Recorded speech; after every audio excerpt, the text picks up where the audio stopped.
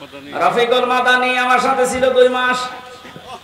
আমার বলছে হুজুর আমি তো ছোট মানুষ, আমার সাথে যা করেছে বলার মতো না। রাত 12:30টার সময় আমারে নিয়ে গেছে হাতির ছিলে, 2 পাশের রাস্তা ব্লক করে দিয়ে পুরা উলঙ্গ করে, এক টুকরা কাপড় আমার শরীরে রাখে নাই।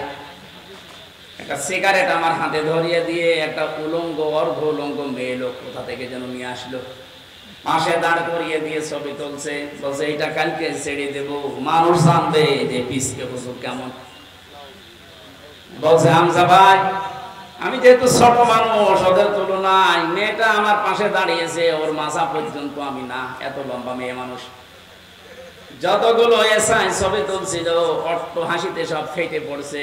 একজনকে ভাই বললাম যে আমি তো অসহায়, আপনি যা করছেন এগুলোকে হারুন স্যার জানে, হারুন আঙ্কেল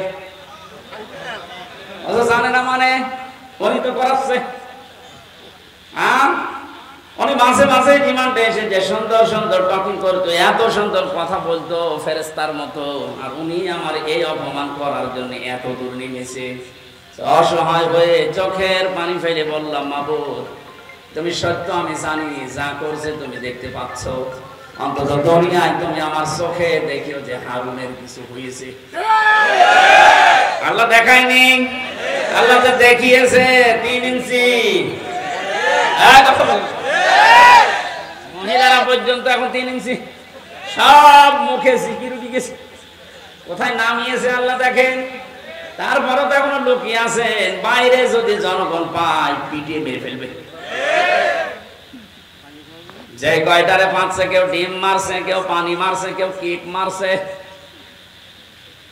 এদেশে ইসলাম এবং মুসলমানদের বিরুদ্ধে প্রকাশ্যে এবং গোপনে যারা যুদ্ধ ঘোষণা দিয়েছিল, তার ভেতরে আমার কুষ্টিয়ার নুনু আলী একজন।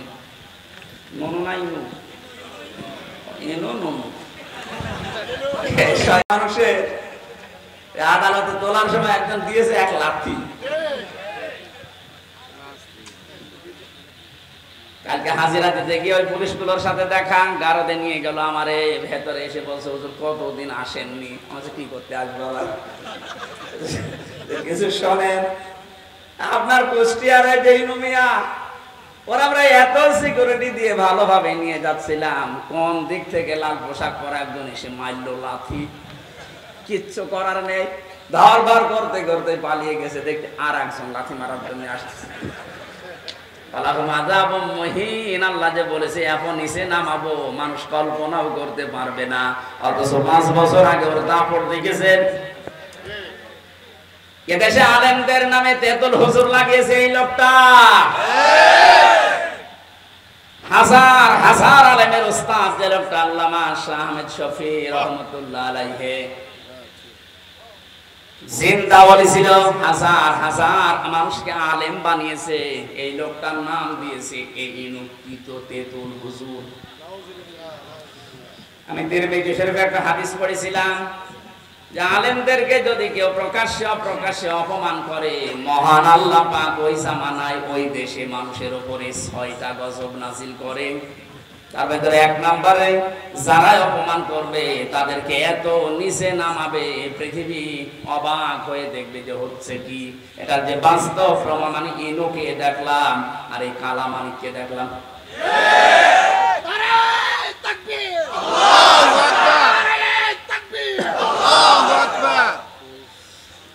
নরসিংদীবাসী, এবার আমি তাফসীরুল কোরআন মাহফিলে তাফসীর আকারে কথা বলার চেষ্টা চালাচ্ছি, ভালোভাবে শুনেন। আল্লাহ জালেমদেরকে হেদায়েত দেবেন না, জালেমদের বিরুদ্ধে নিজে মামলা দেবেন, এজন্য ওদের কোনো পক্ষে কোনো কথা নেই, ওদের যা বললাম সব বিপক্ষে। আল্লাহ কোরআনে কারীম আমাদেরকে দিয়েছেন লিতাশকার জন্য না, দুঃখ পাওয়ার জন্য না, না খেয়ে থাকার জন্য না। বন্যা দিয়ে প্রতি বছর বছর আমাদেরকে মেরে ফেলবে, আমরা শুধু সুবহানাল্লাহ পড়ে যাব, এই জন্য দেয়নি। আল্লাহ পাক বলেন কোরআন কেন দিয়েছি জানেন? যে নামগুলো দিয়ে আল্লাহ কোরআনে কারিমে বিশ্ব নবীকে ডাক দিয়েছেন। আমি কোরআন পড়ে নবীর নাম পেয়েছি। পরে আপনি মানুষ বলেন কোন কায়দায়? আবার অনেককে দেখলাম ভিডিও কলে বলছে আপা ঘাবড়াবেন না, আপনি ঘাবড়ালে আমরা নরম হয়ে যাই। শয়তান এগুলো শোনে আর চিন্তা করে, আল্লাহ তুমি আমাকে শয়তান বানিয়েছো, আমার চাইতে বড় শয়তান। জালেমের পক্ষে বিপক্ষে কথা কেন বলি? কারণ যারা জালেম এই মানুষগুলোর বিপক্ষে কিয়ামতের দিন আল্লাহ নিজে দাঁড়াবে। শব্দটা শুনতে সহজ মনে হচ্ছে, অনেক ওজন এই শব্দে। আপনার বিবেক থাকলে আপনি ভাবেন, যারা জালেম এদের বিরুদ্ধে হামজা মামলা দেবে না, এদের বিরুদ্ধে মামলা কে দেবে? আল্লাহর মামলার আসামি আপনি। 1628 জন মানুষ এই দেশের দায়িত্বে ছিল, একেবারে টপ টু বটন মেন জায়গায় যারা, এগুলো সবগুলো জালেমের খাতায়। এদের বিরুদ্ধে হামজার মামলা না, এদের বিরুদ্ধে সরাসরি আল্লাহ নিজে মামলা দিয়ে নিজে বাদী হবে। এটা তো আমি বানালাম নাকি? হ্যাঁ, কোরআনে কারীম জানিয়েছে, ইন্নামাস সাবিলু আলাল্লাযীনা ইয়াযলিমুনান নাস ওয়া ইয়াবগুনা ফিল আরদি বিগাইরিল হক উলাইকা লাহুম আযাবুন আলীম। সূরা শূরা 25 নম্বর পারা 6 নম্বর পৃষ্ঠা 13 নম্বর লাইনের 42 নম্বর আয়াত। এটা তাফসীরে ইবনে কাসিরে আছে, তাফসীরে ফি জিলালিল কোরআনে আছে। এই দুইটা তাফসীরে ঠিক একই কথা লেখা আছে, অন্যগুলোতে একটু বাড়া কমা আছে। আল্লাহ পাক বলেন, অবশ্যই আমি আল্লাহ কেস দেব, মামলা দেব, অভিযোগ দায়ের করব তাদের বিরুদ্ধে পৃথিবীতে যারা মানুষ হয়ে মানুষের উপরে অত্যাচার জুলুম করেছিল। আল্লাহ ইয়াজলিমুন আল মুসলিমুনা দেননি, যে যারা মুসলমানের উপরে জুলুম করেছে। ইয়াজলিমুনান নাস, হিন্দু কি মানুষ না? কথা বলে না কেন? খ্রিস্টান মানুষ না? মানুষ পদবাচ্চে যারা বিবেচিত দুনিয়ায়, তাদের উপরে যারা জুলুম করেছেন কারণে অকারণে। আপনি কোরআনের আয়াত থেকে শিক্ষা নিয়ে বিশ্বাস করতে পারেন, আপনার দুনিয়াও শেষ, আখিরাতও শেষ। কারণ জালেমদেরকে ক্ষমা করে দিলেও, জালেমদের জন্য দোয়া করলেও আল্লাহ নিজে জানিয়েছেন যে কবুল হবে না। আল্লাহু লা ইয়াহদিল কওমাস সালিমিন। কোরআনে বহু জায়গায় আয়াতটা আমি পেয়েছি। আল্লাহ বলেন, আমি জালেমদেরকে পথ দেখাই না, হেদায়েত দেই না, দেবও না। ইয়াহদি এটা মোজারে, বর্তমান ভবিষ্যৎ, প্রেজেন্ট ফিউচার, দুইটা কাল নিয়ে আল্লাহ শব্দটা গঠন করে জানাতে চেয়েছেন।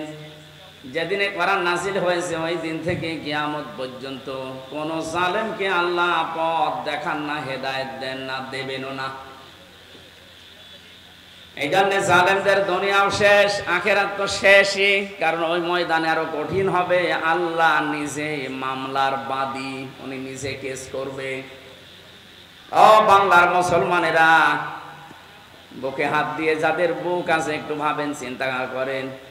এদেশে আজ আমার মনে হচ্ছে অনেকে এখন আল্লাহর মামলার আসামি। বাদী যত বড় হয় মামলা তত কঠিন হয়। কথা বলে না? আমি যে 3টা বছর ছিলাম মাটির নিচে জেলখানায়, সব মিলে আমার যদি কোনো সলিমতি মামলা দিত 3 বছর না 3 দিন পরে বের হয়ে যেতাম।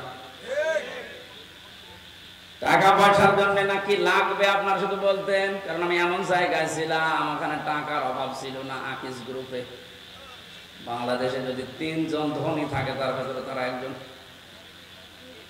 যেহেতু কোনো সলিমদ্দি কলিমদ্দি দেয়নি, মামলা দিয়েছি সরাসরি রাষ্ট্র। এই জন্য বহুবার চেষ্টা চালিয়েছে মামলা জামিন করাতে।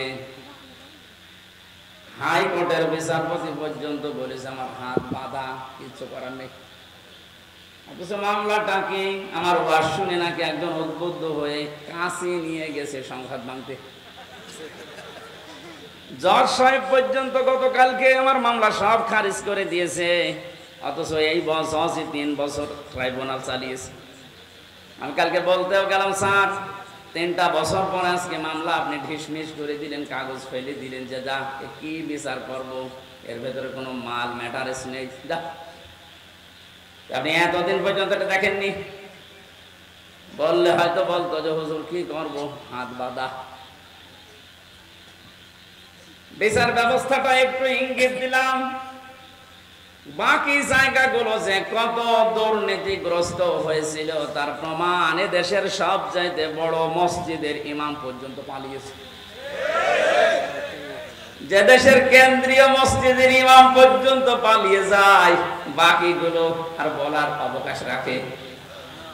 কোথায় পৌঁছিয়েছিল?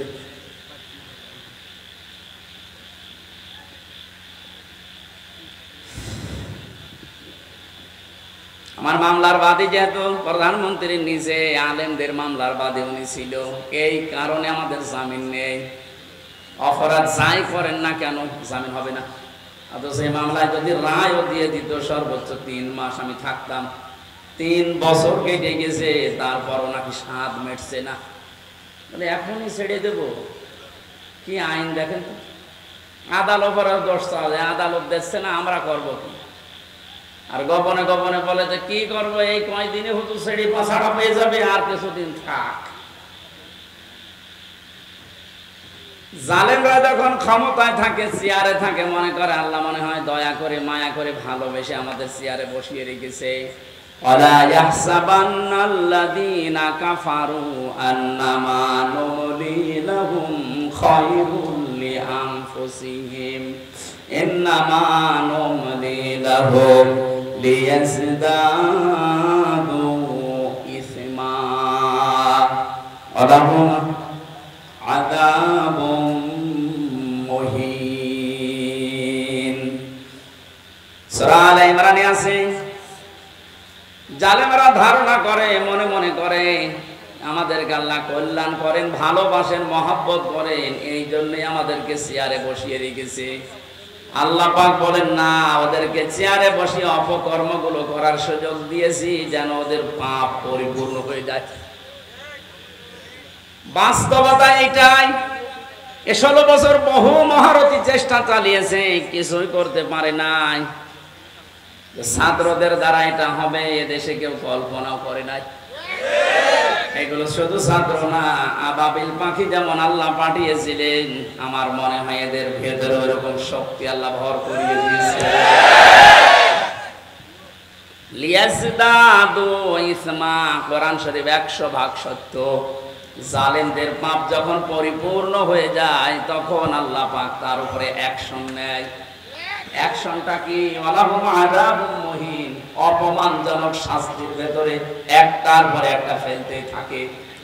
আপনি তাকান একটার দিকে, একটা দেখবেন দেখেন একেবারে খাপের খাপ মিলে যাচ্ছে। এদেশে যদি কিচ্ছু না হয়, কালামানিকের যা হয়েছে, জীবন আমার ধন্য হয়ে গেছে।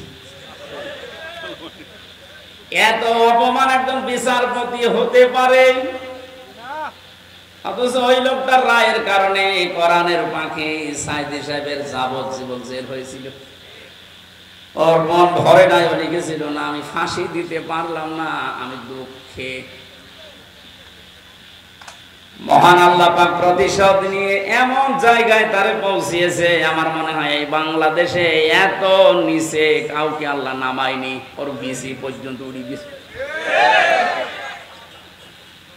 এটা টকশো থেকে যেন ডাবিং করে বলছে, হ্যাঁ তবে আমার বিসিতে মারবে।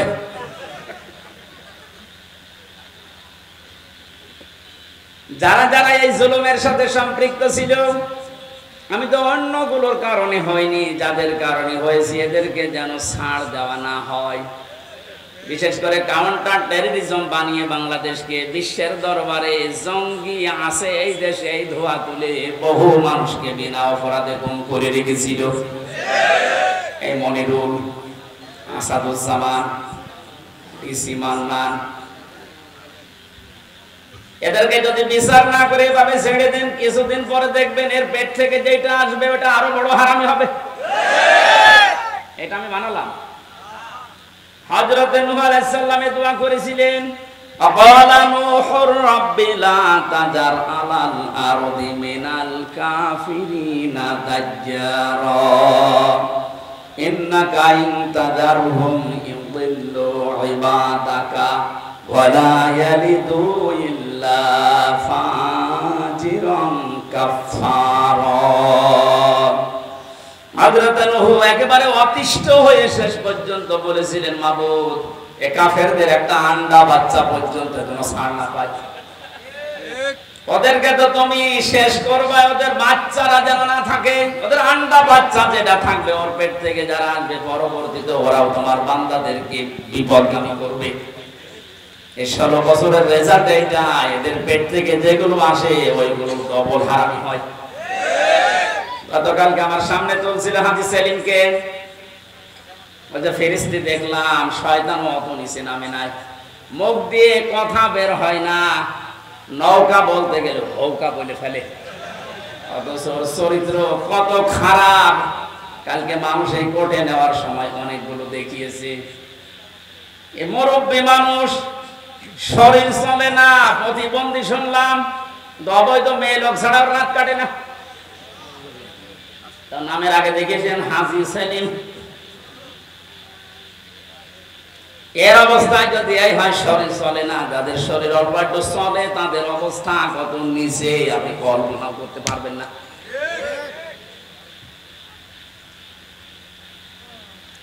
আমি যেটা বোঝানোর জন্য পর্যন্ত এসেছি, জালেমদের কোনো ছাড় আল্লাহ যখন দেয়নি, আমি অত দরদ দেখানোর দরকার নেই, কারণ জালেমদের দুনিয়াও শেষ, আখিরাতও শেষ। আপনার কি মনে হয় আল্লাহ যার নিজের মামলার বাদী, সে কার কাছে মুক্তি পাবে বলেন?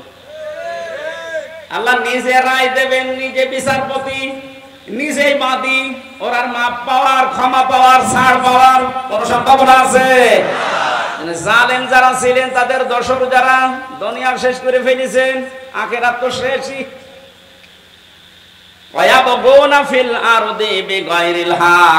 দুই নম্বরে আল্লাহ মামলা দেবে, কেস করবে তাদের বিরুদ্ধে। আল্লাহ নিজে মামলা দেবে, কেস করবে, অভিযোগ দায়ের করবেন। দুই নম্বরে তাদের বিরুদ্ধে যারা পৃথিবী শান্ত হয়ে যাওয়ার পরে আবার বিশৃঙ্খলা তৈরি করার জন্য বিদ্রোহ করে। এই 5 তারিখের পর থেকে 3 তারিখ পর্যন্ত, যেটা 7-8 বার হয়ে গেল, সংখ্যালঘু নাম দিয়ে হিন্দুদের দিয়ে চালিয়েছিল, কিন্তু হালে পানি দেয়নি। কথা বলে না। এরপরে আনসারদের দিয়ে, তাও মানেনি। এদেশের জনগণ এবং ছাত্ররা সজাগ ছিল, এজন্য সব বলে দিয়েছে যে আমাদেরকে যেগুলো করাচ্ছে আপনি করতে গেলে কেন? দেশটা তো বেশ শান্ত হয়ে যাচ্ছে। এদেশকে উপরে তোলার জন্য কিছু করার দরকার নেই, শুধু এই দরবেশের মতো যারা টাকা পাচার করেছে এই টাকাগুলো নিয়ে আসেন, এমনি দেশ দাঁড়িয়ে যাবে। 36,000 কোটি টাকায় দরবেশের, অথচ পদ্মা সেতু মাত্র 32,000 কোটি টাকা লেগেছে। ও টাকাগুলো আসলে ওরকম সেতু আরেকটা বানানো যাবে। দরবেশের অবস্থা যদি এই হয়, বাকি যেগুলো দরবেশ না, ধরবেশ, তাদের অবস্থা কি বলেন তো? আমি কয়েকদিন আগেও বাইরের কয়েকটা রাষ্ট্র ঘুরে আসলাম, ওদের যে বেগম পাড়া দৃশ্য দেখলে চোখ কপাল পিটাবে, কি করেছে কি তারা।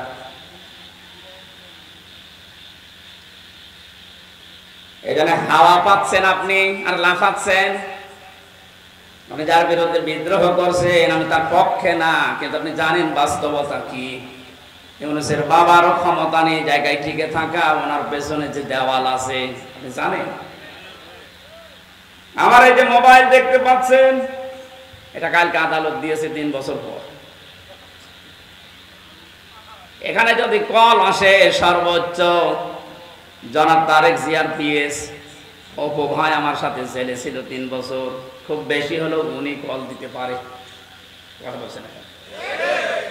সর্বোচ্চ বাংলাদেশে আমার মনে হয় খুব বেশি থেকে বেশি হলেও জামাত ইসলামের যিনি আমির আছে ডাক্তার শফিকুর রহমান, উনি দিতে পারে। আর ডাক্তার ইউনূসের মোবাইলে কল আসে কোথা থেকে জানেন আপনি? ওনার মোবাইলে কল দেয় জো বাইডেন, বারাক ওবামা। টের পাচ্ছেন? আন্দাজে লাফাচ্ছেন। আমি শুধু ইঙ্গিত দিলাম, নিচে নামলাম না, আপনি আশা করি বুঝে ফেলেছেন। বাস্তবতা কিন্তু এইটাই। একটা হুঙ্কারে ভারত কিন্তু জড়সড় হয়ে গিয়েছিল। অনেকে বলেছিলেন ক্ষমতাটা পাওয়ার পরে যে সেভেন সিস্টার কিন্তু আস্ত রাখবো না, ওনার কথা না, ওটা ওনাকে দিয়ে বলা হয়েছে। ওরকম কথা আমি বললে কোনো গুরুত্ব দিত ভারত? এই কথা বলেন। কথাটা যার মুখ দিয়ে বেরিয়েছে তার মোবাইলে কল আসে কোন জায়গা থেকে আপনি টের পাচ্ছেন?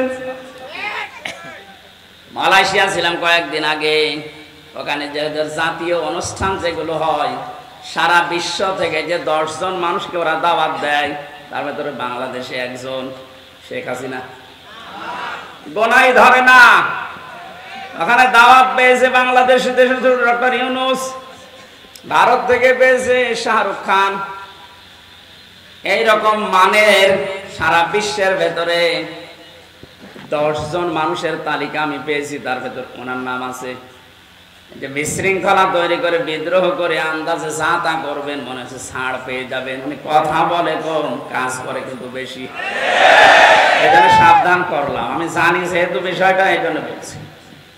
আর ওটা তাই ভাবি দিন আপনি, এই যে শান্ত হয়ে যাওয়ার পরে বিশৃঙ্খলা করে কেন? এতদিন এই আনসাররা কোথায় ছিল? 15 বছর আপনি তো কোনোদিন মাঠে নামেননি, আপনার এত বড় আদায় করা দরকার। 15 বছর কোথায় ছিলেন আপনি? 9 সাল থেকে শুরু করে 24 সাল পর্যন্ত 42,000 আনসার নিয়োগ হয়েছে, তার 35,000 হচ্ছে গোপালগঞ্জে। ইয়ার কি আমরা জায়গা পান না? আর আমরা কি এই 63 জেলার লোক সব ঘাস কাটছি? কি করেননি বলেন?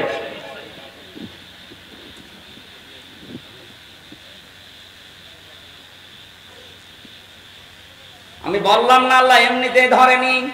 পাপ যখন পরিপূর্ণ হয়ে গেছে, আল্লাহ বলেন ইন্না বাতশা রাব্বিকা লাশাদীদ, আমার ধরা বড় শক্ত ধরা।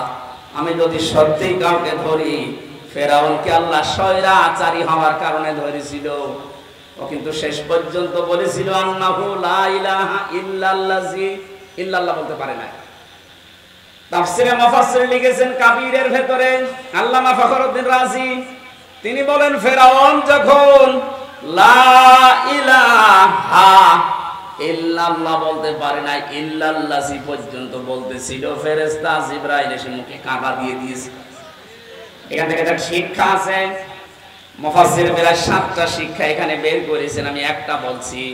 যারা জেনে অপরাধ করে, ফেরাউন কিন্তু না জেনে দোষ করে নাই, অপরাধ করে নাই, জেনে বুঝে দোষ করেছিল। ও যে অত্যাচার করেছিল জনগণের উপরে, ও যে স্বৈরাচার হয়েছিল, জেনে বুঝে হয়েছিল। এজন্য পাপ যখন পরিপূর্ণ হয়ে যায়, ওই সময় যদি মানুষ ভালো হতেও চায়, আল্লাহ তাকে আর নেয় না। যেন আপনাদের শিক্ষা নেওয়া লাগবে। পাপ যদি আমাদের পরিপূর্ণ হয়ে যায়, অনেকে মনে করে যা করে করে শেষে একবার হজ করে ভালো হয়ে যাবে। আপনার হজ বরাতে থাকলে তো এমন ভাবে আল্লাহ ধরবেন, চোখের পলক পড়ানোর সময় দেবেন না। আলা তাহসাবান্নাল্লাহা গাফিলান আম্মা ইয়ামালুস সালিমুন, ইন্নামা ইউআখিরুহুম লিয়াউমিন তাশখাসু ফীহিল আবসার। সূরা ইব্রাহিমের 42 নম্বর আয়াতে আছে, আল্লাহ পাক বলেন নবী আপনি কি মনে করেন যে জালেমদের সম্পর্কে আমি কোনো খোঁজ রাখি না? ভালো করে শোনেন, এই পৃথিবীতে সবচেয়ে বেশি তীক্ষ্ণ নজর আমি আল্লাহর জালেমদের প্রতি। কাদের প্রতি? এইজন্য জালেম যেন হয়ে না যায়। ইত্তাকি দাওয়াতাল মাজলুম, নবীজি বারবার কথা জানিয়েছেন উম্মতের আর চাই করো মাজলুমের বরদোয়া থেকে নিজেকে বাঁচিয়ে রাখবা। ফাইন্নাহা লাইসা বাইনাহু ওয়া বাইনাল্লাহি হিজাব, কারণ মাজলুমের বরদোয়া আর আল্লাহর ভেতরে কোনো হিজাব পর্দা থাকে না, সরাসরি কবুল হয়ে যায়। মাটির নিচে যখন আমার চোখ কালো কাপড় দিয়ে বেঁধে, হাত পেছনে হ্যান্ডকাপ দিয়ে বেঁধে রেখে, পায়ে ডান্ডা বেড়ে দিয়ে, মাথায় দড়ি দিয়ে 11 ঘন্টা টাঙিয়েছিল, এত অসহায় মনে হচ্ছিল মাটির ওই নিচের ঘরে। যেহেতু আসি নিচে মাজলুম অবস্থায় অসহায়, মন থেকে বলেছিলাম আল্লাহ যা করছে আমি বিশ্বাস করি, নবীর কথা 100 ভাগ সত্য, তোমার কথা 100 ভাগ। তুমি দয়া করে আমাকে কিছু দেখিও। আল্লাহ দেখিয়েছেন। যেই কয়জন অত্যাচার করেছিল কালকে এক মামলার আইবুকে কল দিয়েছিলাম, হাও মাও করে কাঁদছে, আর এখন আমার এই উল্টো করে স্যার বলছে। স্যার কি করা লাগবে, কি করা লাগবে মানে আমার বাবার কাছ থেকে যে 10 লাখ টাকা নিলে বললে আর মামলা দেবো না, টাকা বলতো।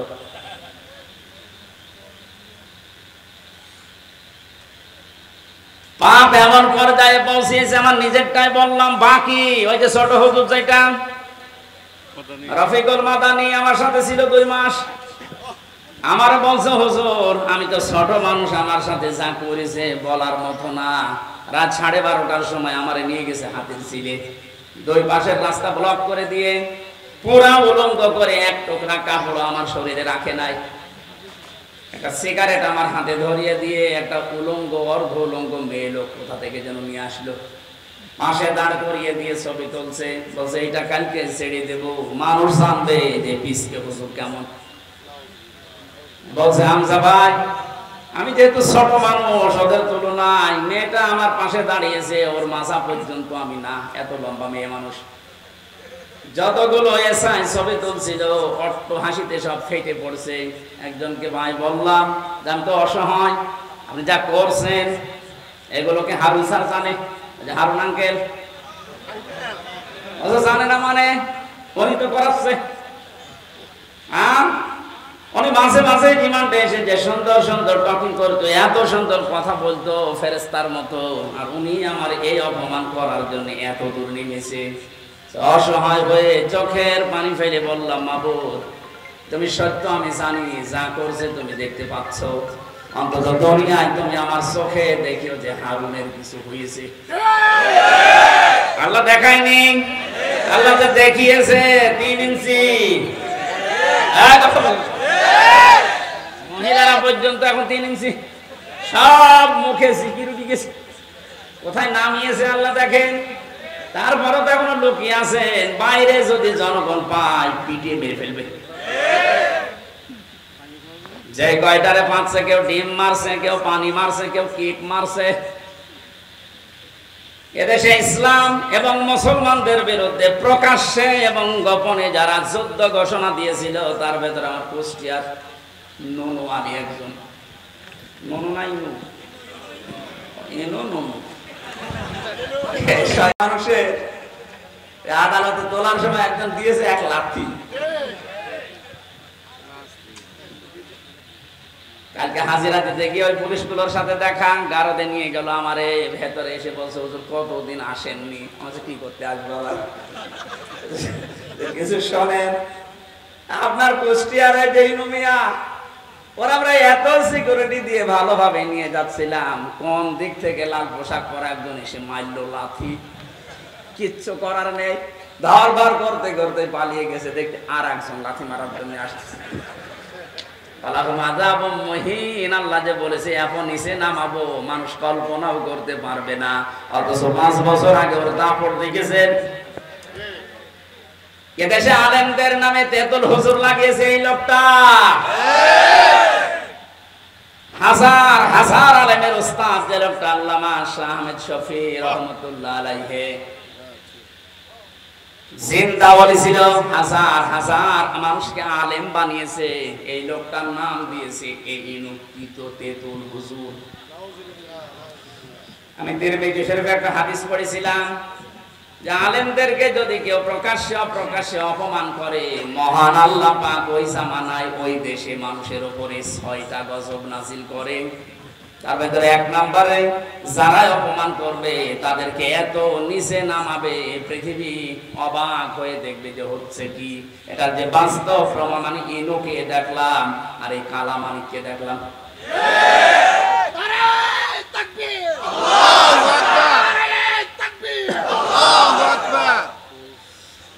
নরসিংদীবাসী, এবার আমি তাফসীরুল কোরআন মাহফিলে তাফসীর আকারে কথা বলার চেষ্টা চালাচ্ছি, ভালোভাবে শুনেন।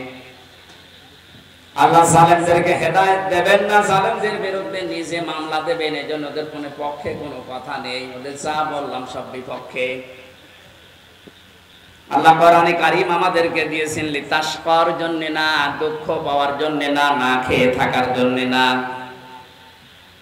বন্যা দিয়ে প্রতি বছর বছর আমাদেরকে মেরে ফেলবে, আমরা শুধু সুবহানাল্লাহ পড়ে যাব, এই জন্য দেয়নি। আল্লাহ পাক বলেন কোরআন কেন দিয়েছি জানেন? যে নামগুলো দিয়ে আল্লাহ কোরআনে কারিমে বিশ্ব নবীকে ডাক দিয়েছেন, আমি কোরআন পড়ে নবীর নাম পেয়েছি। প্রথম নাম আল্লাহ তাকে ডাক দিলেন ইয়াসিন। ইয়া হরফে নেদা, ইয়া মানে হে, সিন মানে সাজ্জেদ।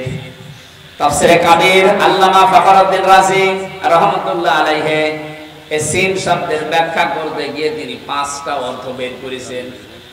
আলেম যারা আছেন একটু খেয়াল করেন। 1 নম্বরে সিন মানে সাজ্জেদুল আলামিন, 2 নম্বরে সিন মানে সাজ্জেদুল বাশার, 3 নম্বরে সিন মানে সাজ্জেদুল কাউনাইন, 4 নম্বরে সিন মানে সাজ্জেদুল আম্বিয়া, 5 নম্বরে সিন মানে সাজ্জেদুল মুরসালিন।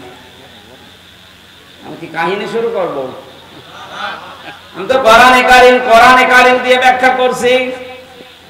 আল্লাহ পাক বলেন যে 5টা নামে ডাক দিলাম। এই 5টি অর্থের ভেতরে মুফাসসিরিন ইকরাম প্রায় 27টা বিষয় তারা এখানে ব্যাখ্যা দিয়েছেন। 1 নম্বরে নবীকে সাইয়্যিদুল আলামিন এ নামে ডাকার কারণ কি? আলম মানে এই পৃথিবী, এই জগৎ, আর আলামিন মানে জগৎ সমূহ। এই পৃথিবীর কোন মানুষ যদি এই ধারণা করে যে আমি এই পৃথিবীতে বাস করব না, আমি বাস করব মঙ্গল গ্রহে, চাঁদের দেশে, আল্লাহ পাকের নবীকে ওই জায়গাও বাস করলে আপনাকে আদর্শ নেতা মানা লাগবে। এই শব্দটা শোনার পরে কারো যদি মন খারাপ হয়, আমি এবার ব্যাখ্যা করছি। এতানাজ্জালুল আমরু বাইনাহুন্না, সূরা তালাকের ভেতরে আছে প্রত্যেকটি জগতে আল্লাহর বিধিবিধান নাযিল হচ্ছে। যেখানে যেরকম সৃষ্টি আছে ওই সৃষ্টির জন্য আল্লাহর বিধান ওই রকম। এই পৃথিবীতে যেহেতু আমরা মানুষ, আমাদের জন্য জীবন চালাতে যা লাগে আল্লাহ এই রকম বিধিবিধান দিয়েছেন এই কোরআনে। কথা বুঝতেছেন? তো বিশ্ব নবীর ক্ষেত্রে সাইয়্যিদুল আলামিন দিয়ে জানিয়েছেন শুধুমাত্র এ দুনিয়া না, শুধুমাত্র মঙ্গল গ্রহ না, শুধুমাত্র চাঁদের দেশ না, যত জগৎ আল্লাহ বানিয়েছেন, যেখানে আপনি বসবাস করেন না কেন ওখানে নবী বাদ দিয়ে অন্য কাউকে আপনি মানতে পারবেন না। শব্দটা শুনতে যত ছোট মনে হচ্ছে, বিষয়টা অত ছোট না। আজ এই কথাটা উল্টিয়ে ডাইভার্ট করার জন্য মানুষ বলে হুজুর এটা রাজনীতি। কিসের রাজনীতি? এই বিষয়টা যদি কারো ক্লিয়ার না থাকে, এই কোন দিকে তাকিয়ে আছে, এটা যদি কারো ক্লিয়ার না হয়, সে মরণের পরে ধরা খাবে। আল আদাবুল মুফরাদের 6 নম্বর হাদিসের ভেতরে 3 নম্বর পয়েন্ট আছে। এটা পৃথিবীতে যে মানুষগুলোর আদর্শ নেতা মুহাম্মদুর রাসূলুল্লাহ ছিল না, ওই লোকটা বিনা হিসাবে বিনা বিচারে জাহান্নামে যাবে। এটা তো আমি বানালাম নাকি? হ্যাঁ, মরণের পরে এটা তো আপনারা মানেন যে 3টা প্রশ্ন করা হবে, মার রব্বুকা মা দীনুকা মান হাজার রাজুল। কথা বলছে না? যে লোকটা বলবে রব্বি আল্লাহ, আমার রব আল্লাহ, দীনুন আল ইসলাম, আমার জীবন ব্যবস্থা ইসলাম, যখন এই নবীকে সামনে নিয়ে বলা হবে মান হাজার রাজুল, তখন কি বলবেন? আপনি যদি বলতে পারেন হাজা নাবিয়ুনা মুহাম্মাদুর রাসূলুল্লাহ, এটা বলতে হলে অবশ্যই তার আদর্শ দুনিয়ায় আপনাকে মানায় লাগবে, মাস্ট বি। কথা বলেন না কেন? আমি সময় এখানে যারা বসে আছে ছোট বড় অধিকাংশ মানুষ আমরা জানি ইয়াসিন এই সূরা পড়লে 10 খতম কোরআন শরীফ পড়া সওয়াব হয়।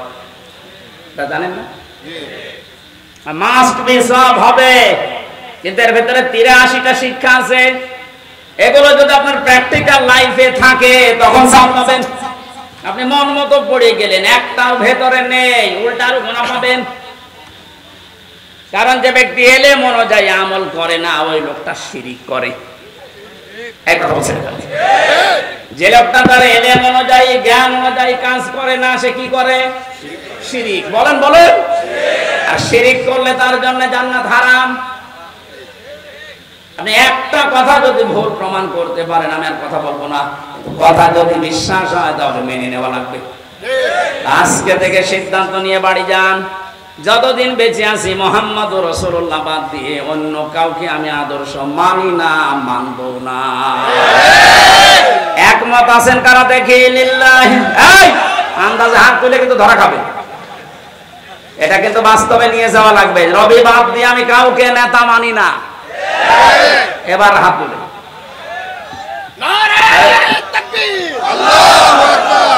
আপনি হাত নামান, আপনার দরকার নেই।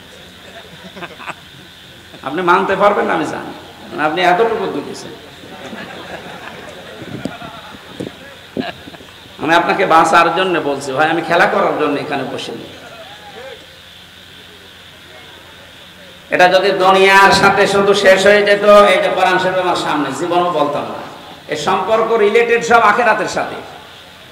কারণ মানুষকে আল্লাহ মরণের পরে যখন বিচার করার জন্য তুলবেন, এক একজনকে তুলবেন আলাদা আলাদা ভাবে তার নিজের সামনে, নাকি 10 লক্ষ একবারে? অনেকেই বলে না কিয়ামতে আমার বাবা চান লক্ষ লক্ষ মুরিদ নিয়ে আসবে মিছিল দিতে দিতে, এটা বানানো কথা। কোরআনে কারীম জানিয়েছে সূরা মরিয়ম 16 নম্বর পারা 10 নম্বর পৃষ্ঠা 15 নম্বর লাইনের শেষ নম্বর রুকুর 95 নম্বর আয়াত। এটা তাফসিরে ফি জিলালিল কোরআনে আছে, ওয়াকুল্লুহুম আতিহি ইয়াউমাল কিয়ামাতি ফারদা। হে নবী আপনি জানিয়ে দেন কিয়ামতে প্রতিটি মানুষকে আমার সামনে আমি দাঁড় করাবো বিচার করার জন্য, সির্ফ একা একা। কয়জন করি বলেন বলেন? নরসিংদীবাসী কোরআনে আয়াত শোনার পরে নিজের প্র্যাকটিক্যালটা একটু মিলান তো। আমি সহ যারা এখানে বসে আছি কিয়ামতে কিন্তু প্রতিটি মানুষকে আল্লাহ তার নিজের সামনে দাঁড় করাবেন, কেউ থাকবে না, স্রেফ একা একা। মাঝে মাঝে একা থাকুন থাকি বা ভাবি আল্লাহ তুমি যদি বলো হামজা 2024 সালের আগস্ট মাসের 31 তারিখ পর্যন্ত তোরে মাফ করে দিলাম, যা শুধুমাত্র সেপ্টেম্বরের 1 থেকে 3 দিনের হিসাব দিয়ে তুই জান্নাতে চলে যা। তোমার তো বাস্তবতা, আমার তো মনে হয় 3 দিনের হিসাব দেওয়া আমার দ্বারা সম্ভব না। আপনারা পারবেন না? আপনারা পারবেন।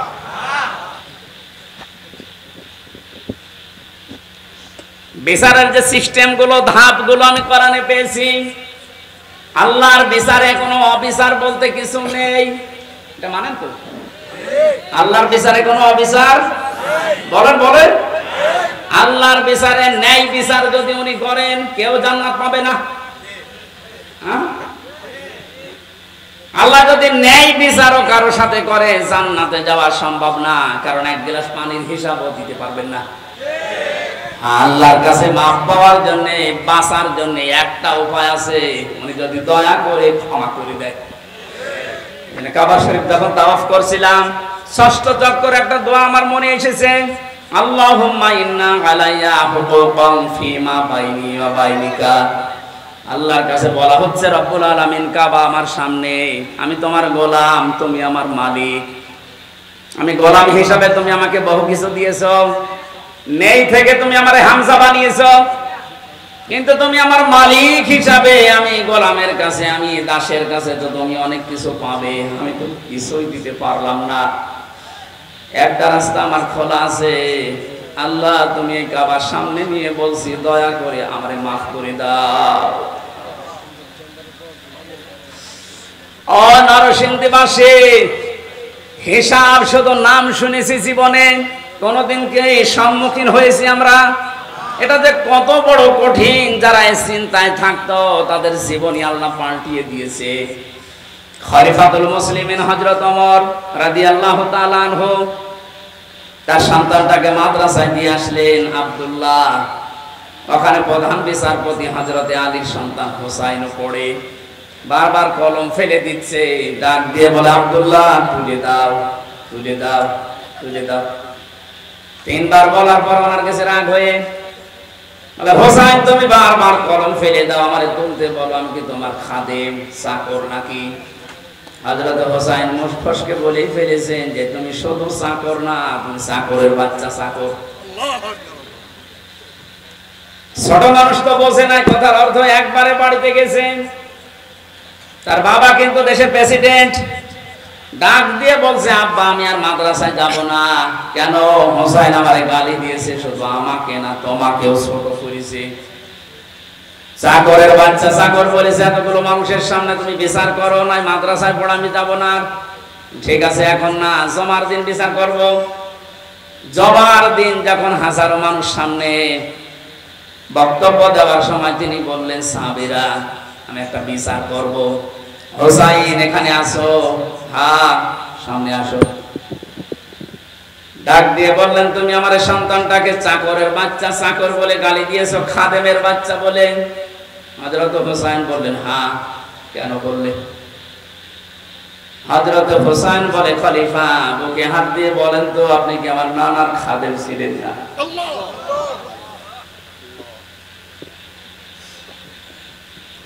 হযরত ওমরের কথা বন্ধ হয়ে গেছে। ডাক দিয়ে বলে, হোসাইন হ্যাঁ, আমি তো এভাবে ভাবিনি, আমি তো খাদেমই ছিলাম। কিন্তু তুমি কি এই কথাটা লিখে দিতে পারবা? কাগজ কলম নিয়ে আসেন। ছোট মানুষ তো, যেই কাগজ না খাজুরের পাতা নিয়ে এসেছে, উনি লিখে দিলেন, ওমর আমার নানা খাদেম ছিল, আমি দেখেছি। এটি হোসাইন ইবনে আলী, সই করে দিলাম। কাগজটা হাতে নিয়ে হযরত ওমর চুমা খেলেন। ডাক দিয়ে বলেন, নবীর সাহাবীরা বিচার হয়ে গেছে। হযরত হোসাইন তো ছোট মানুষ, বলে, আব্বা বিচারই শুরু করলে না, কি করে হয়ে গেল? হযরত ওমর বলে, সন্তান আমার, যে বিচার করেছে এটা দুনিয়া না আখিরাতের কাজে লাগবে। আমি যখন মারা যাব, এই কাগজটা আমার কাফনের ভেতরে দিয়ে দিও। ময়দানে মাস স্রেফ একা একা, জীবনে কিছুই যদি আল্লাহর ভালো না লাগে, ওনার কাছে যদি পছন্দ না হয়,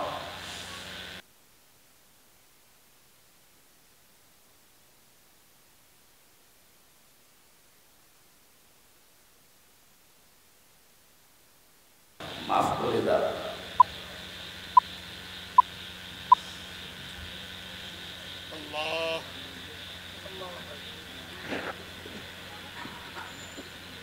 শুধু শুনেছি কিয়ামত, এটা বাস্তবতা এখন অনুধাবন করেননি। এটাতে কত বড় কঠিন বিষয়। বিশ্ব নবী নিজে প্রতিদিন 100 বার করে বলতেন, আল্লাহ তুমি আর চাই করো, আমার হিসাবটা তুমি সহজ করে দিও। আকাশের তারকা দেখতে পান, নবীজি জানিয়েছেন, কেউ যদি আকাশের তারকা গণনা করে একদিন হয়তো শেষ করে ফেলবে।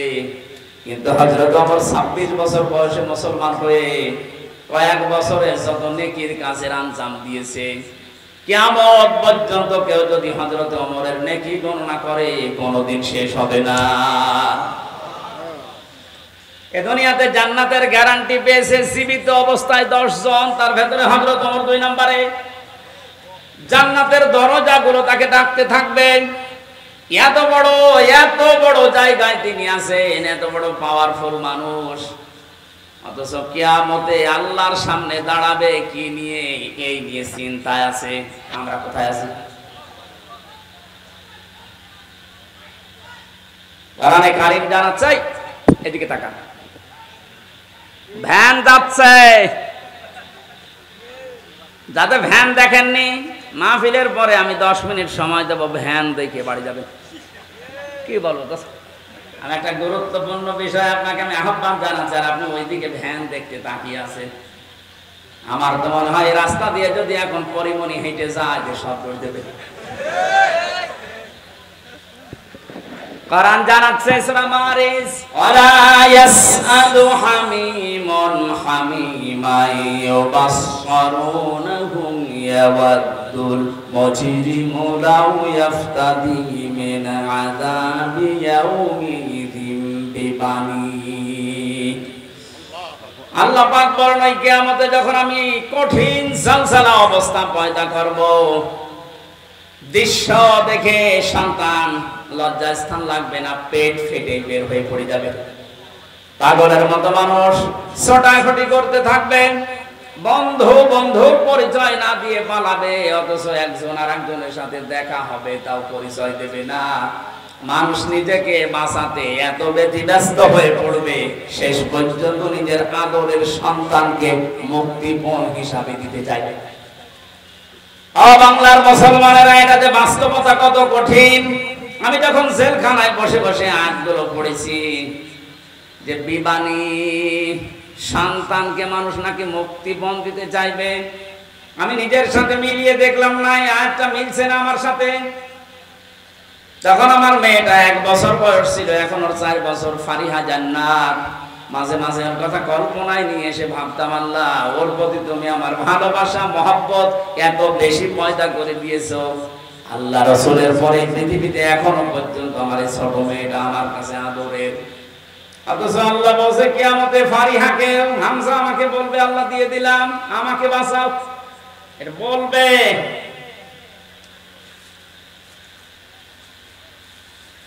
وصاحبته وأخيه وفصيلته التي تؤويه। আল্লাহ বলেন শুধু তোর সন্তান না, তোর স্ত্রীকে, তোর ভাইকে, তোর জ্ঞাতি গোষ্ঠী, তোর দলের লোক, তোর বংশের লোক, যারা তোকে আশ্রয় দিত সামাজিক ভাবে, রাজনৈতিক ভাবে, তাদেরকেও বলবি আল্লাহ দিয়ে দিলাম, তুমি আমারে কিছু বলবা না। আমান ফেরারুদে জামিয়া, এমনকি দুনিয়ার যত সম্পদের মালিক ছিল সব দিতে রাজি হয়ে যাবে। এটা আমি কালকে কোর্টে বুঝেছিলাম যে আমান ফিল আরদি জামিয়া। কালকে হাজি সেদিন হাউমাউ করে কাঁদছিল যে কত সম্পদের মালিক আপনারে বেড়ে ধরবে না। অথচ হাউমাউ করে কাল আসামির ওই কাঠগড়ায় দাঁড়িয়ে কি কান্না, ওর মনে কথা তো বলতে পারে না। আমার মনে হচ্ছে যদি কথা বলতে পারতো সঠিক ভাবে, বলতো বিচারপতি যা লাগে আমার সম্পদের সব নিয়ে যান, আমার এই অপমান থেকে বাঁচান। আল্লাহ ওইটা তুলে ধরেছেন আমান ফিল আরদি জামিয়া। ও দুনিয়ার যত স্থাবর অস্থাবর সম্পদের মালিক ছিল বলবে আল্লাহ সব দিয়ে দিলাম, সম্মায়ুজি, এরপর আমাকে বাঁচান।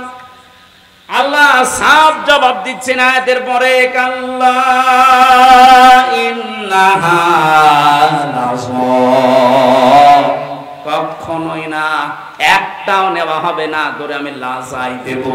কোথায় লাজাই দেব তোরে? লাজা কি?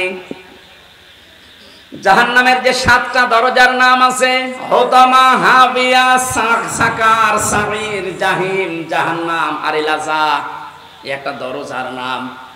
এই ভুলটা নিরসন করা দরকার, অনেকে জানেন না। জাহান্নাম কয়টা বলেন তো? একটা। জান্নাতও একটা, কিন্তু এদের স্তর আলাদা। জাহান্নামের স্তর, দরজা 7টা, আর জান্নাতের স্তর আমি কোরআনে পেয়েছি 100টার উপরে।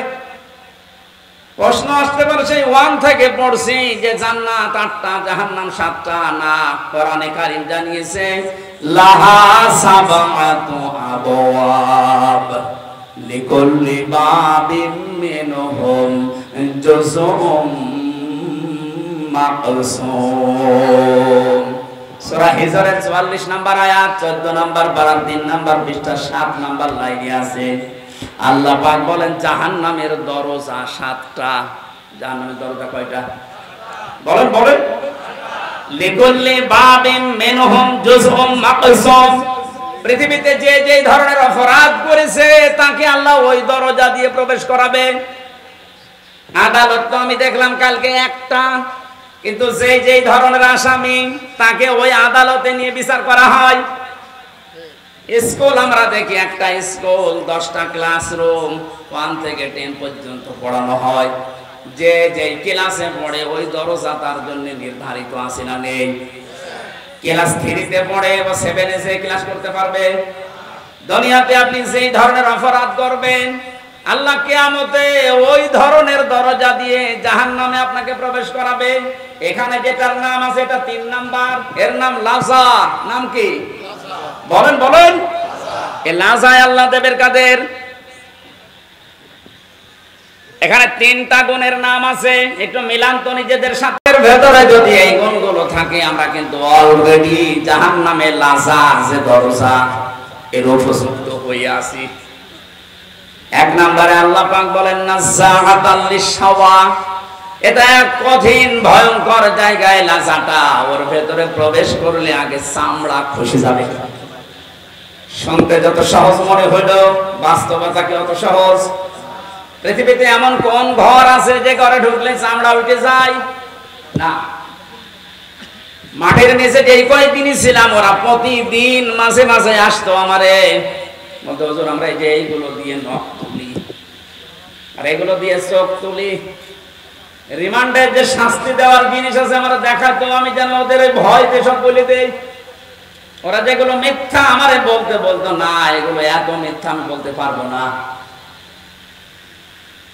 যে বিষয়গুলো দেখিয়েছে, যতক্ষণ পর্যন্ত শরীরে টাচ না করেছে একটা জিনিস আমার শরীর থেকে খসে নাই। আল্লাহ বলেন এমন লাজায় আমি দেব, প্রবেশ করতে দেরি সঙ্গে সঙ্গে তো চামড়া সব খুলে যাবে। কাকে ডাকবে এই লাজায় জানো? তাদউ মান আদবার ওয়া তাওয়াল্লা। যে মানুষগুলো এই পৃথিবীর ময়দানে সত্যের দিকে আহ্বান করার পরও অ্যাবাউট টান করে পেছন ফিরে মুখ ফিরিয়ে চলে গেছে, এ বাংলাদেশে এই চরিত্রের মানুষ বেশি। চোখে আঙ্গুল দিয়ে দেখানো হয় এটা সত্য পথ, এটা ন্যায়ের পথ, জানার পরে অনেকে অ্যাবাউট টান করে অহংকার করে মুখ ফিরিয়ে চলে যাচ্ছেন। এটা যে কত বড় অপরাধ। কোরআনে কারীমের সূরা আরাফ 14 নম্বর পারার 14 নম্বর পৃষ্ঠার 7 নম্বর লাইনে 40 নম্বর আয়াত আল্লাহ নাযিল করেছেন এই জন্যে, ইন্নাল্লাযীনা কাযযাবু বিআয়াতিনা ওয়াস্তাকবারু আনহা লা তুফাত্তাহু লাহুম আবওয়াবুস সামা ওয়া লা ইয়াদখুলুনাল জান্নাহ। নরসিংদীবাসী একটু খেয়াল করেন, নিশ্চয় যারা আল্লাহর আয়াতকে মিথ্যা প্রতিপন্ন করে, মিথ্যা মনে করে। আপনারা বলতে পারেন কয় আল্লাহর আয়াত তো মিথ্যা মনে করি না, মিথ্যা প্রতিপন্ন করি না, শোনার পর আপনি ঘাড় ঘুরিয়ে চলে যান কোন কারণে? এইটাই তো মিথ্যা প্রতিপন্ন করা। যতদিন পর্যন্ত উঠে সুসের ছিদ্র দিয়ে উট প্রবেশ করে যেতে না পারে, ততদিন আপনি জান্নাতে যেতে পারবেন না। এই উদাহরণটা আল্লাহ সেট করলেন কেন? কারণ বাস্তবে আমরা যেটা দিয়ে বুঝি ভালো, ওই উদাহরণ আল্লাহ ওই বিষয়ের আগে সেট করে দেয়। আমরা এটা বুঝলাম কোনদিন সুসের ওই ছিদ্র দিয়ে উট প্রবেশ করা সম্ভব না। আরো জোরে বলেন।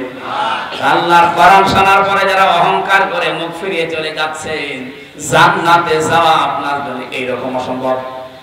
ওয়াকাযালিকা নাজিজিল মুজরিমিন। আল্লাহ পাক বলে জালেম মুজরিম যারা পাপিষ্ঠ যারা, এদেরকে আমি এভাবেই শাস্তি দিতে থাকবো। লাহুম মিন জাহান্নামা মিহাদু ওয়া মিন ফাওকিহিম গাওয়াশ ওয়াকাযালিকা নাজিজিজ যালিমিন। এই মানুষগুলোকে যখন কবরে রাখা হবে, সঙ্গে সঙ্গে আমি আল্লাহ জাহান্নামের চাদর ওর গায়ে পরিয়ে দেব, বিছানা বিছিয়ে দেব জাহান্নামের আগুনের বিছানা। আজ এই সমস্ত জালেম গুলো আল্লাহর আয়াত অস্বীকারী, অহংকার করে মুখ ফিরিয়ে চলে যায় যারা, এরা মারা যাওয়ার পরে দেখি উপরে ফুলের স্তূপ পড়ে যায়। উপরে আপনি ফুল যতই দেন, নিচে আল্লাহ আগুন লাগিয়ে দেবে। এই জন্য আমাদের সাবধান, আমরা যেন এই দুইটা আচরণ না করি। কোরআন শোনার পরে আবার টান করে চলে যাওয়া, অহংকার করা। 3 নম্বরে আল্লাহ পাক বলেন দুনিয়ায় যারা মাল সম্পদ জমা করত আর সংরক্ষিত করার জন্য যারা চেষ্টা চালাতো, জালেমরা যা করেছিল হাত ছাড়া হয়ে যাবে কোনোদিন ভাবে নাই। কথা বলেন না কেন? সারা জীবন মনে করেছিল এটা স্থায়ী, এ কোনদিন আমার হাত থেকে যাবে না। দুনিয়ার জীবনটা এরকম, আপনি কোনো কিছু স্থায়ী ভাবে রাখতে পারবেন না। আর পৃথিবীর নিয়মটা আল্লাহ এমন ভাবে বানিয়েছেন, কোন জিনিস যদি এক জায়গায় রাখে দেখবেন নষ্ট হয়ে যাচ্ছে। লোহা যদি এক জায়গায় রাখেন, ব্যবহার না করেন, ঠিক থাকবে না জং ধরবে? এই কথা বলেন না কেন? আপনি পৃথিবীর সব জিনিস মিলাবেন, পানি যদি আপনি এক জায়গায় বেঁধে রাখেন, ঠিক থাকবে না নষ্ট হয়ে যাবে? পচন ধরবে, দুর্গন্ধ তৈরি হবে, পোকামাকড় তৈরি হবে। আর ছেড়ে দেবেন, যত ছাড়বেন তত সুন্দর স্বচ্ছ নির্মল পানি আসতে থাকবে। এলেম যদি কেউ এক জায়গায় রাখে ওইটা নষ্ট হয়ে যায়, জানা এলেম মানুষ ভুলে যায়। যত প্রচার করবেন, যত ওর উপরে কাজ করবেন, তত এলেম আল্লাহ আপনাকে বাড়িয়ে দেবে। টাকা পয়সা যদি কেউ এক জায়গায় রাখে ওইটাও নষ্ট হয়, শত্রু পয়দা হয়। যত ছাড়বেন ওই জায়গা আল্লাহ পূরণ করার জন্য উপর থেকে পাঠাতেই থাকবে, এইটাই নিয়ম। ক্ষমতাও তো আল্লাহ ওইভাবেই দিয়েছিলেন। আর আপনি ওইটাকে পেয়ে ইহসাবু আন্না মালাহু আখলাদা, মনে করেছিলেন এই ক্ষমতা মনে হয় চিরস্থায়ী, আর কোনোদিন ছাড়া লাগবে না। পৃথিবীর কোনো কিছুই তো এক জায়গায় থাকে না, রাখলেও নষ্ট হয়ে যায়। ক্ষমতাও এক জায়গায় রেখেছিলেন, এমন ভাবে নষ্ট হয়েছে এখন নামও করতে পারছেন না। কিন্তু যদি মাঝে মাঝে পাল্টাতো তাহলে এত গরম হতো না। সম্পদ যারা জমা করছেন এর হক আদায় করছেন না। আজকের তেলাওয়াতকৃত আয়াতে ওই তিনটা পয়েন্টের উপরে আল্লাহ আলোচনা করছেন। আপনাদের কষ্ট হয়ে যাচ্ছে? আমি ইয়াসিন শব্দটা দিয়ে পর্যন্ত এক কায়দায় এসেছিলাম যে কিয়ামতে আল্লাহ প্রথম বিচারে ডাকবেন আপনাকে একা একা, দ্বিতীয় বিচারের সিস্টেমে আল্লাহ একা আর ডাকবেন না। ইয়াউমা নাদউ কুল্লা উনাসিম বিইমামিহিম। রব্বুল আলামিন বলেন কিয়ামতে দ্বিতীয় বিচারের সিস্টেমে ধাপে প্রতিটি মানুষকে আমি আল্লাহ ডাক দেব তার নেতার সাথে। এই একটু বসে, এই বিষয়টা আগে ক্লিয়ার করি। কিয়ামতের প্রথম বিচারে আল্লাহ ডাকছেন আপনাকে একা ধাপে ধাপে, দ্বিতীয় ধাপে আপনাকে আর একা ডাকবে না, এবার ডাকবে আপনার নেতার সাথে। কার সাথে বলেন বলেন? আগে নেতা, এরপরে কর্মী। এই তথ্যটা সূরা বনী ইসরাইলের 72 নম্বর আয়াতের প্রথম অংশে আছে। প্রথমে আপনাকে আল্লাহ ডাকবে না, এবার ডাক দেবে আপনার নেতাকে, এরপরে আপনাকে। অবিবেকবান মানুষেরা নিজের কাছে প্রশ্ন করেন তো, আপনি যার আদর্শ মেনে চলেন, যাকে নেতা বলে মানেন, ওকে যদি আল্লাহ কিয়ামতে আগে ডাকে এরপরে আপনাকে, আপনার কি মনে হয় যে আল্লাহ ওর সিরত ওর চরিত্র ওইটা দেখে আপনাকে মাফ করে দেবে? এখনই বলছেন না, আপনি তো ধরা খাবেন।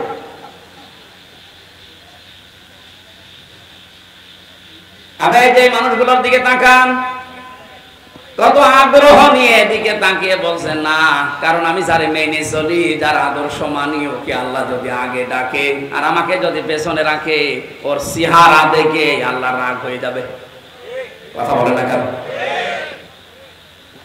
ওর চেহারা দেখে যদি আল্লাহর রাগ হয়ে যায়, পেছনে আর তাকাবে না, ওরে সেখানে দেবে আপনারাও দেবে ওখানে। এই জন্যই বলছে আদর্শ ঠিক করা লাগবে এক্ষুনি। বাড়ি যেয়ে ঠিক করবেন না, এক্ষুনি সিদ্ধান্ত নিয়ে যান। ইয়াসিন বলে আল্লাহ যাকে ডাক দিলেন, তাকে ছাড়া দুনিয়া আমি আর কাউকে আদর্শ মানি না। আমি জানি যারা ঠিক বলছেন কথার অর্থ বোঝেননি। এটা বাস্তবে যদি আপনি নিয়ে যেতে পারেন, এ মাহফিল সাকসেস হবে। যে 7টা নামে ডাক দিয়েছেন রাসূলকে, কোন অপমান, কোন অপদস্থ না খেয়ে থাকবেন না, মায়ের খাবেন না, কেউ চোখ রাঙানি দেবে না। যে কথাগুলো আল্লাহ জানিয়েছিলেন, তাহা মা আনজালনা আলাইকাল কুরআনা লিতাশকা, যে ব্যাখ্যাটা দিয়েছি অল্প সময়ে, আল্লাহ আমাদেরকে সহজ সরল ভাবে বুঝে মানার তৌফিক দিন, যেন কোনদিন মুহাম্মদুর রাসূলুল্লাহ বাদ দিয়ে অন্য কাউকে আমি না মানি। মেনে নিতে পারবেন তো? সূরা আরাফের একটা মাত্র আয়াত পড়েছি, তাও 4 ভাগের 1 ভাগ।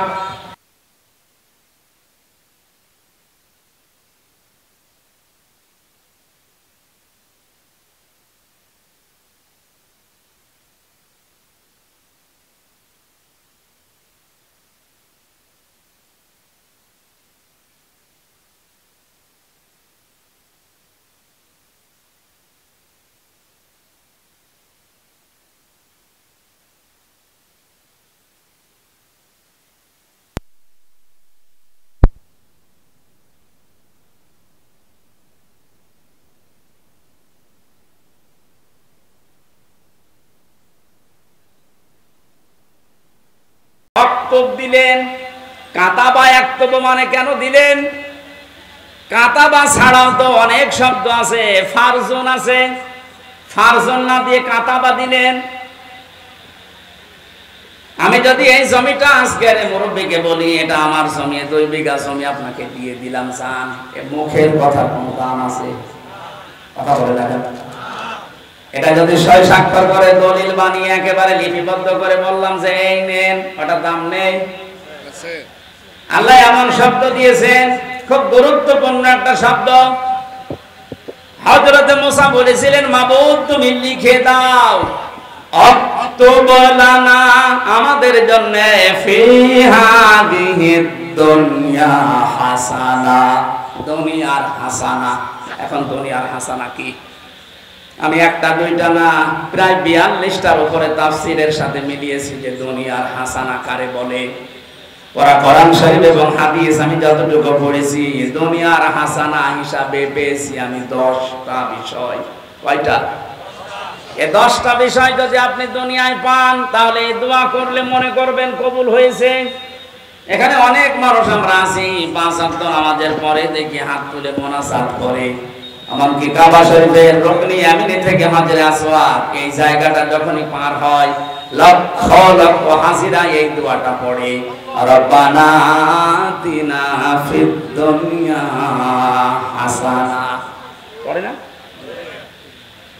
16 সালে আমি বুঝি নাই, 18 সালে বুঝি নাই, এই যে 24 সালে জেলখানা থেকে বের হওয়ার পরে গিয়েছিলাম, এবার আমি বুঝেছি যে এর ভেতরে কি আছে। এত মানুষ কেন এই দোয়া করছে, আল্লাহ দুনিয়ায় হাসানা, কল্যাণ, স্বস্তি, শান্তি, নিরাপত্তা। 99টা অর্থ আছে হাসানার। তাফসীরের ভেতর থেকে সামারাইজ করে করে আমি 10টা এনেছি। হযরত ইবনে মাসউদ থেকে হাদিসটা বর্ণিত, তিনি বলেন কেউ যদি এই রব্বানা আতিনা ফিদ দুনিয়া হাসানা, হে আল্লাহ দুনিয়ায় হাসানা দাও, আর এই দোয়া যদি আল্লাহ কবুল করে থাকেন দুনিয়ার জীবনে আল্লাহ তাকে 10টা জিনিস দান করবেন। জোরে বলেন সুবহানাল্লাহ।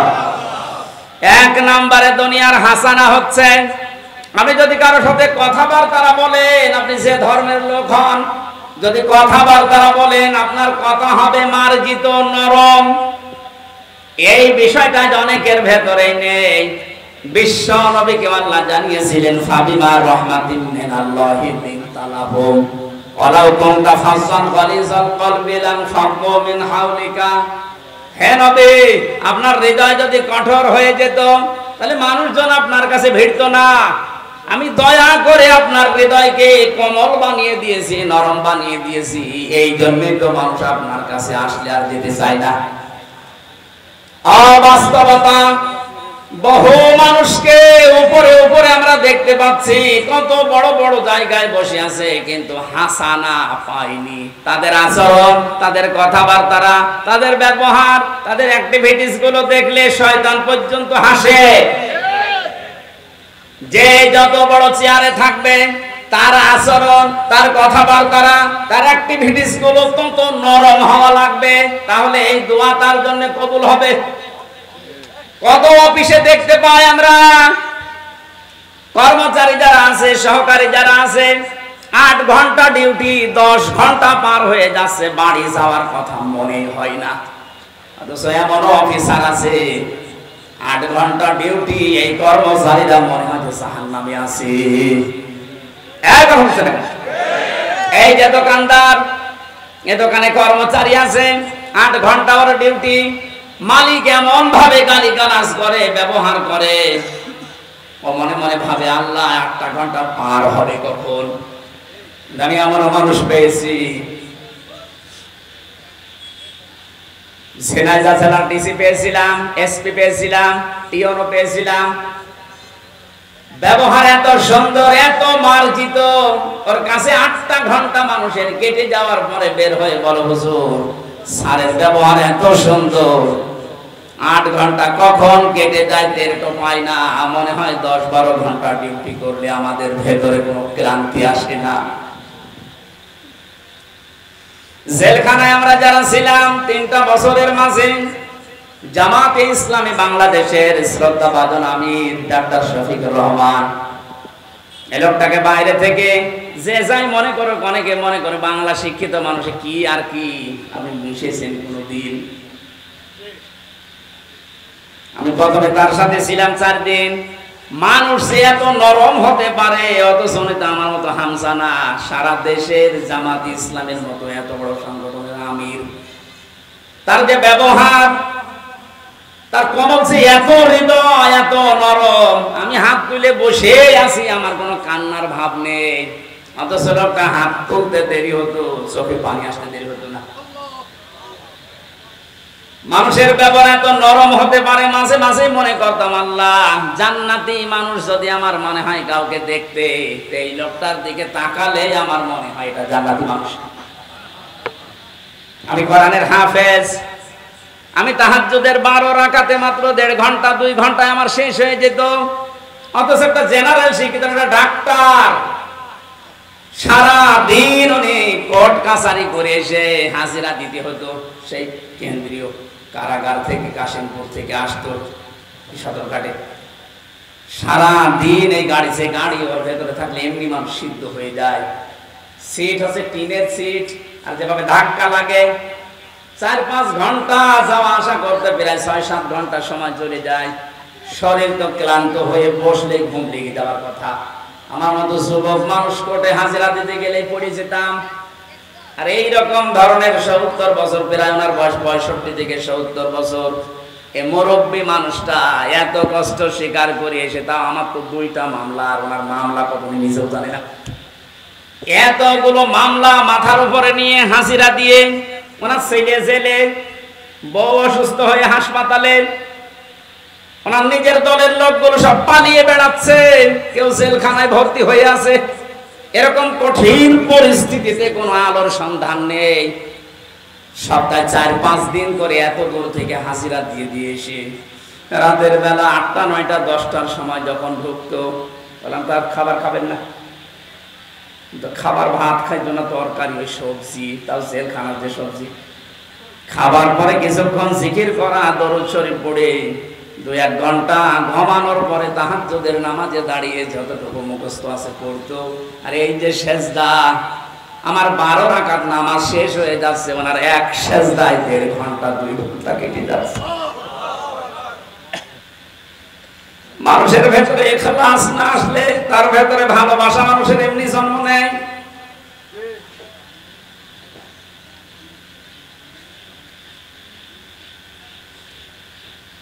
হাসানা দুনিয়ায় আপনি পাননি, আপনার ব্যবহারে মানুষ আপনার থেকে আরো দূরে চলে যায়। কোরআনে কারীম জানাচ্ছে, ওয়াকুলু লিন-নাসি হুসনা। হে নবী, মানুষের সাথে যখন কথা বলবেন, হাসি মুখে কথা বলবেন, তাহলে একটা সাদকা দেওয়ার সওয়াব হবে। আল্লাহকে এখানে জানিয়েছে যে মুসলমান বলবেন, হাসি মুখে বলবেন। লিন-নাসি লিল মুসলিমিনা দাইনি।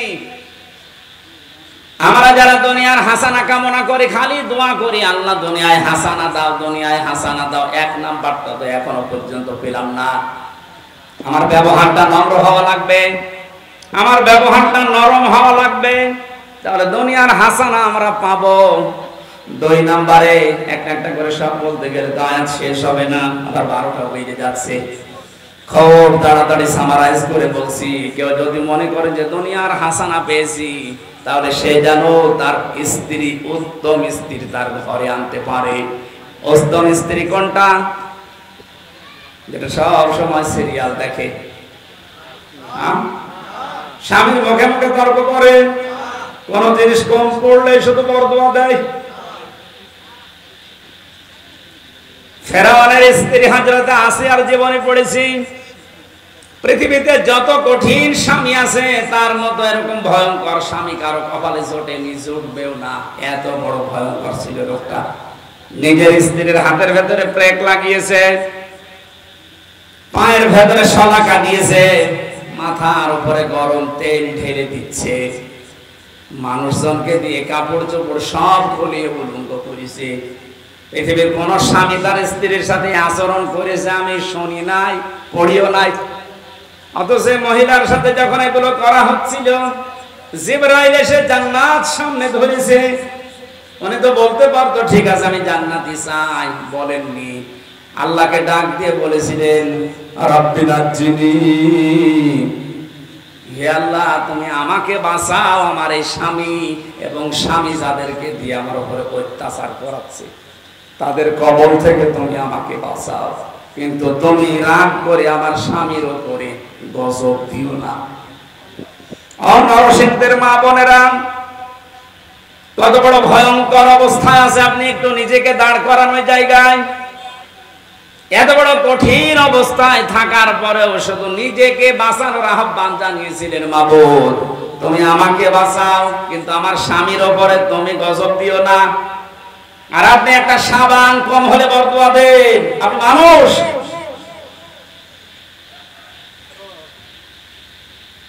একটা হাদিস মনে পড়ছে, মেয়েদের জন্য বলছি, আল্লাহর নবী জানিয়েছেন 6 প্রকার মানুষকে আল্লাহ বিনা হিসাবে বিনা বিচারে জাহান্নামে দিয়ে দেবে। আমি একটা বলেছি, এর ভেতরে এই পৃথিবীতে যাদের আদর্শ বিশ্ব নবী ছিল না। 2 নম্বরে যে মহিলাগুলো নিজের স্বামীর সাথে সংসার করতে রাজি না, ওনারা খালি বারবার সংসার ভাঙতে চায়, তালাক নিতে চায়।